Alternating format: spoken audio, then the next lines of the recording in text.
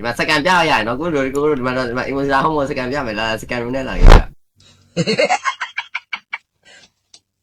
ဒါလို့ဒီမှာစကန်ပြမယ်လားတက်တည်ပြရရဆိုပြေးပြီးတော့ရှာတဲ့အချိန်မှာ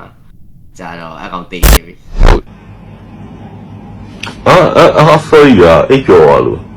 ဘာဖြစ်သွားလဲကိုတွေးလိုက်တာက free နဲ့ဇန်နဲ့အဲ့မဘေးဘက်ကိုတွားတွေးလိုက်တယ်ဟိုဟာကအဲ့ဒီ မပြည့်ချင်ပါလား ဟွာလေမိုမိုနဲ့ဆိုးနဲ့ admin ကန်နဲ့မဟုတ်တယ်သူတို့ကမှန်တယ်ကိုကတော့ကိုတွားတာကိုတွေးလိုက်တယ် နောက်က negativation ချက်မှာတွေ့ရပြီခုက report ကဒါမှမဘေးထဲကနေပြော အားပါပြီအဲ့တိတာကွာဒီဘဲတွေကကွာ သိလေ လိန်လို့လည်းမရပါလား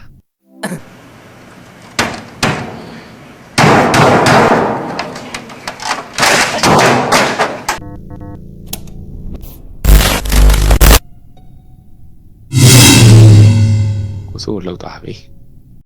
အဲ့တော့ဖြစ်နိုင်တယ်ကစိတ်ရှည်တာကစိုးပုံစံပြောင်းပြီးတော့မှစိုးကိုတတ်သွားလိုက်တာစိုးကလည်းသူ့စိုးကိုတွေ့သွားတော့သူပြေးမှာပေါ့အဲ့လိုတက်ပြီးတော့မှဒီမှာပြောင်းလာတဲ့ပုံစံမျိုးဖြစ်ဖို့စိုးကစိုးကိုတွေ့သွား emotional damage ကျွန်တော်ရဲ့ vision ထဲမှာဇန်ဘူချာနဲ့ကိုချိုင်းရဲ့နှစ်ယောက်ပြောင်းနေတယ်အဲ့တော့ဆိုရင်တော့ဒီထဲသိပါကြပါပြီဘယ်သူမယုံလို့ပြသလိုက်တာစတာပါဗျာပြောလေဘယ်လိုလဲဆိုတာလည်းထင်ပြောလေဒီမှာ ပြောလို့ပြောတယ်ဒါကိုယ့်အကူဒါကိုယ့်ရဲ့ try ပဲခုနစကားတွေပဲပြောနေတဲ့ဟာတွေအကြောင်းအရာတွေစဉ်းစားရင်သိတာပေါ့သူ့မှမယုံ